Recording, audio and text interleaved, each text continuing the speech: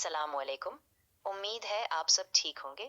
अब हम अपनी ऑनलाइन क्लास शुरू कर रहे हैं जो बलूचिस्तान बोर्ड क्लास 12 मैथ के लिए है। चलिए हम अपनी पढ़ाई शुरू करते हैं।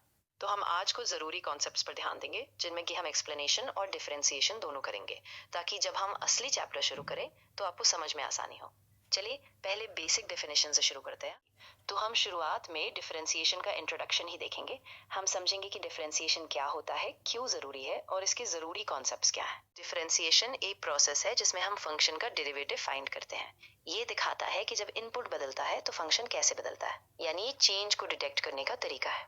डिफरेंशिएशन कैलकुलस का एक बुनियादी कॉन्सेप्ट है जिसका इस्तेमाल हम बदलाव की दर यानी रेट ऑफ चेंज और कर्व्स के स्लोप को स्टडी करने के लिए करते हैं।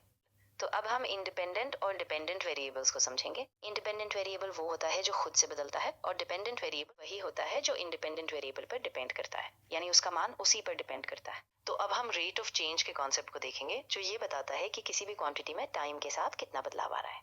तो कैलकुलस में हम इंस्टैंटेनियस रेट ऑफ चेंज को डेरिवेटिव्स की मदद से स्टडी करते हैं, जिससे हमें किसी भी पॉइंट पर बदलाव की दर तुरंत समझ में आ जाती है। तो डेरिवेटिव एक फंक्शन का इंस्टैंटेनियस रेट ऑफ चेंज को रिप्रेजेंट करता है। डेरिवेटिव को dy बाई dx से लिखा जाता है और ये हमें बताता है कि y का बदलाव x के बदलाव के साथ कैसे होता है।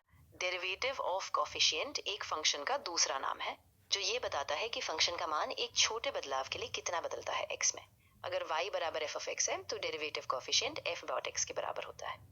डेरिवेटिव को फर्स्ट प्रिंसिपल से समझने का मतलब है कि हम छोटे छोटे बदलावों को देखकर समझते हैं। हम डेल्टा x यानी इनपुट में छोटा बदलाव लेते हैं और डेल्टा y यानी आउटपुट में बदलाव देखते हैं।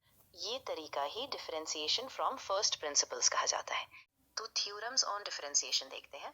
सबसे पहले अगर कोई कांस्टेंट है तो उसका डिफरेंशियल 0 होता है। अगर कोई कांस्टेंट k है तो k का मल्टीप्लिकेशन f ऑफ x का डिफरेंशियल भी k का डिफरेंशियल f ऑफ x होगा। अगर दो फंक्शंस का एडिशन है तो उसका डिफरेंशियल दोनों के डिफरेंशियल का एडिशन होगा, और अगर दो फंक्शंस का सब्ट्रैक्ट है तो उसका डिफरेंशियल दोनों के डिफरेंशियल का सब्ट्रैक्शन होगा। तो डिफरेंशिएशन थ्योरम्स डिफरेंशिएशन को सिंप्लीफाई करते हैं। ये हमें जटिल एक्सप्रेशंस को छोटे छोटे हिस्सों में तोड़कर डिफरेंशिएट करने की इजाजत देते हैं, जिससे हम आसानी से हर हिस्से का डेरिवेटिव निकाल सकते हैं। चेन रूल को समझते हैं। अगर y बराबर f of g of x है तो dy बाई dx बराबर f के ऊपर डॉट का मान g ऑफ x पर मल्टीप्लाई g के ऊपर डॉट का मान x पर होता है।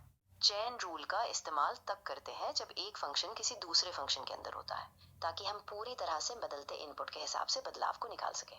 तो डिफरेंशिएशन फंक्शंस के रेट ऑफ चेंज को स्टडी करता है। इसके की कॉन्सेप्ट्स में डेरिवेटिव, डिफरेंशिएशन के थ्योरम्स, चेन रूल और फर्स्ट प्रिंसिपल्स शामिल है।